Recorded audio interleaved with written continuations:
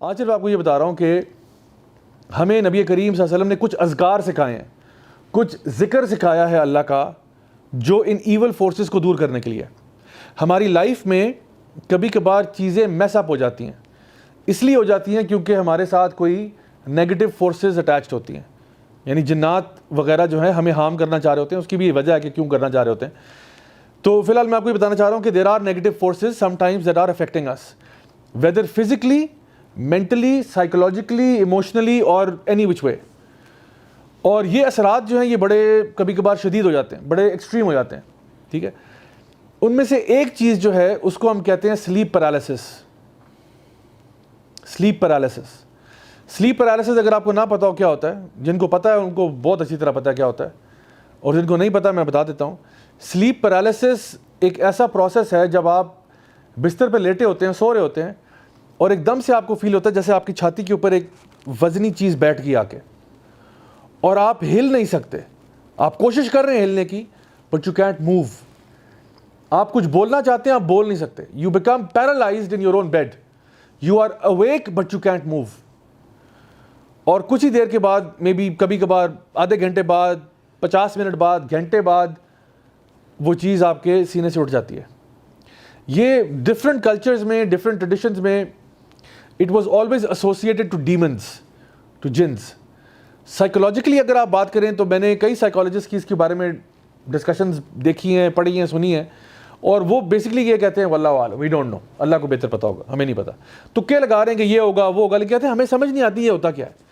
What is this state کہ جہاں پہ ایک بندہ بستر میں لیٹا ہوا ہے اور پیرالائز ہو گیا عارضی طور پہ, ٹیمپرری پیرالائسس میں چلا گیا. We don't know any medical cause for this. Why is it happening, اس کی ایم آر آئی کرا لیں, سی ٹی اسکین کرا لیں, every thing is clear, what's going on. ہمیں پتہ ہے اسلامکلی کہ دس از بیسکلی شیاطین افیکٹنگ اے پرسن.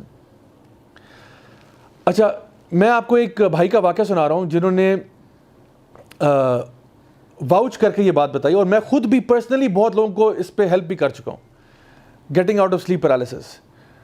تو ان کو میں کہتا ہوں کہ آپ رات کو سونے سے پہلے اپنے اذکار پڑھا کریں. سب سے پہلے تو مغرب کی نماز کے بعد جو ہے نا, ہمیں اذکار پڑھ لینے چاہیے شام کے.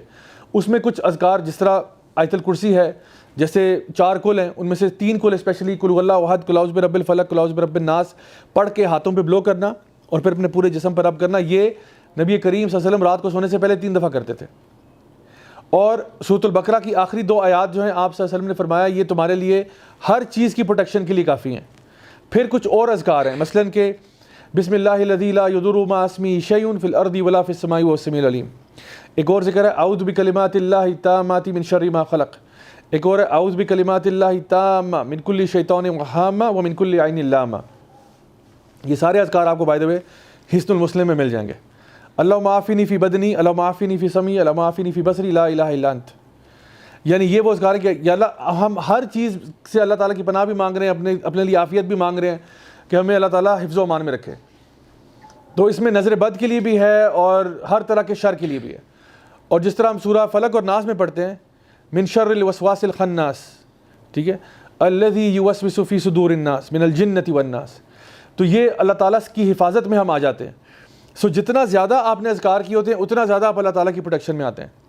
جن بھائی کا تذکرہ میں کر رہا تھا انہوں نے مجھے کہا کہ میں نے یہ ریپیٹیبل چیز دیکھی ہے, ریپیٹیبل, کہ جب میں رات کو سوتا تھا اور مجھے سلیپ پیرالسس میں ایکسپیرینس کرتا تھا, تو کہتے ہیں جیسے ہی میں بولنا اپنے مطلب ہوش میں تھا اور میں موو نہیں کر سکتا, تو میں بڑی مشکلوں سے نا میں کہتا تھا اعوذ باللہ من الشیطان الرجیم, بولنا چاہ رہا ہوں لیکن مجھے کوئی بولنے نہیں دے رہا, اور میں زور لگاتا, بہت زور لگاتا, اعوذ باللہ, اور کہتا فائنلی جب میں بول لیتا تو وہ ایسے چیز ہٹ جاتی جیسے کہ بالکل ڈسپیئر ہو گئی ہے. کہتے ہیں یا پھر کبھی کبھار میں اللہ لا الہ پڑھتا, اللہ, اور کہتا ہے مجھے کچھ چیز روک رہی ہوتی, اللہ لا الہ, کہتے ہیں جیسے میں بولتا اللہ لا الہ الا هو الحی القیوم, اور ایک دم سے وہ چیز غائب ہو جاتی. کہتے ہیں میں نے بار یہ کیا ہے, بار یہ کیا, and every single time it's worked, every single time. جن بردر کو میں نے ریکمینڈ کیا تھا وہ کہتے تھے مجھے رات کو نا میں سوتا ہوں تو مجھے پرابلم ہوتا ہے. ہم نے ان کو ریکمینڈ کیا کہ آپ نا صبح شام کے اذکار پڑھا کریں, شام کے اذکار خاص طور پہ, تو ان کا رات والا مسئلہ ٹھیک ہو گیا, الحمدللہ رات والا ٹھیک ہو گیا. لیکن پھر کیا ہوا, وہ کہتے ہیں فجر کی نماز کے بعد جب میں سوتا ہوں تب مجھے ہوتا ہے. تو میں نے کہا کہ نبی کریم صلی اللہ علیہ وسلم کی حدیث ہے کہ جب آپ رات کو سونے سے پہلے آیت الکرسی پڑھتے ہیں تو آپ کے بستر کے ساتھ ایک فرشتہ تعینات ہوتا ہے آپ کی حفاظت کے لیے، جو صبح فجر تک آپ کی حفاظت کرتا ہے. فجر کے بعد وہ چلا جاتا ہے. تو فجر کی نماز کے بعد آپ نماز پڑھ کے فوراً سے بستر میں گھس گئے، now you don't have any protection. تو نماز پڑھنے کے بعد اپنے اذکار کرنا ضروری ہے. تو الحمدللہ جب ان کو ریکمینڈ کیا تو یہ کرنے سے فائدہ ہوا، یعنی کہ رات کو ذکر کر لیا، صبح فجر کی نماز کے بعد یہ نہیں کیا کہ نماز پڑھ کے فوراً منہ سے لپیٹ کے سو گئے، ایسے نہیں، اذکار کیے اپنے صبح شام. اور جو میں نے حفاظت کی دعائیں بتائی ہیں خاص طور پہ یہ، یا پھر قل اللہ احد، قل اعوذ برب الفلق، قل اعوذ برب الناس پڑھا، ہاتھوں پہ بلو کیا ایسے کر کے، اور پورے جسم پہ ہاتھ رب کیے جہاں تک ہاتھ پہنچتے ہیں. 3 دفعہ یہ پروسیس کیا، الحمدللہ نو پرابلم آفٹر دیٹ. سو میں آپ کو بتا رہا ہوں کہ یہ جو اذکار بتائے گئے ہیں یہ آپ کی حفاظت کے لیے. ایک تو ویسے ہی اللہ کا ذکر اکبر ہے، وَلَذِكْرُ اللَّهِ اکبر، وہ تو ویسے ہی ہے. It is the best of deeds. It is the deed that will raise your ranks the most. It is better than spending gold and silver in the path of Allah. It is better than jihad fi sabilillah اللہ. وہ تو ویسے ہی ذکر کے فائدے ہیں اتنے سارے.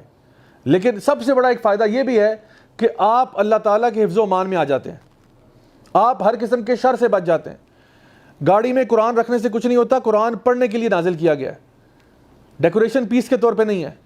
لوگ کیا کرتے ہیں، تعویذ پہن لو، قرآن گاڑی میں رکھ لو، فلاں جگہ پہ قرآن رکھ لو، اس سے کیا ہوگا؟ اللہ نے یہ جو ذکر اذکار بتائیں یہ پڑھنے کے لیے ہیں. یعنی اللہ تعالیٰ کہہ رہے ہیں ذکر کیا کرو، ذکر ٹانگا کرو. قرآن مجید میں کوئی آیت نہیں ہے ایسی، نبی کریم کی کوئی ایسی حدیث نہیں ہے کہ ذکر کو ٹانگ لیا کرو. ذکر کرنے کے لیے اللہ کو یاد کرنا، دل میں اللہ تعالیٰ کو یاد کرنا، اپنے دماغ میں اللہ کو یاد کرنا، منہ سے زبان سے اقرار کرنا، زبان سے کہنا اللہ اکبر اللہ اکبر. تو یہ ساری چیزیں، اور ان اذکار کے پھر خود بہت سارے فائدے ہیں. یعنی ایسے اذکار ہیں جو زمین و آسمان کو نیکیوں سے بھر دیتے ہیں. ایسے اذکار ہیں جو ہر دفعہ ذکر کرنے سے جنت میں ہمارے نام کا درخت لگ جاتا ہے.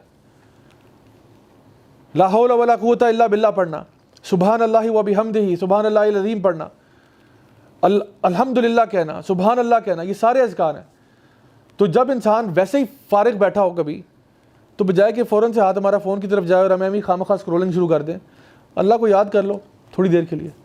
میں یہ نہیں کہہ رہا کہ بیٹھ کے اب آپ سارا دن یہی کریں، لیکن چلو 5-10 منٹ تو نکل ہی آتے ہیں نا. ڈے ٹو ڈے لائف کے اندر آپ کہیں ویٹنگ روم میں بیٹھے ہوئے ہیں، ڈاکٹر کو جو ہے نا دکھانے کے لیے گئے تھے، ویٹنگ لاؤنج میں بیٹھے ہوئے ذکر کر رہے ہو اللہ کا. کسی کو ملنے کے لیے گئے ہو، کہہ رہے ہیں جی ویٹ کریں ابھی باس اندر ہیں 5 منٹ میں آتے ہیں، اللہ کا ذکر کر لو، شاید اسی میٹنگ میں برکت ڈال دے اللہ تعالیٰ.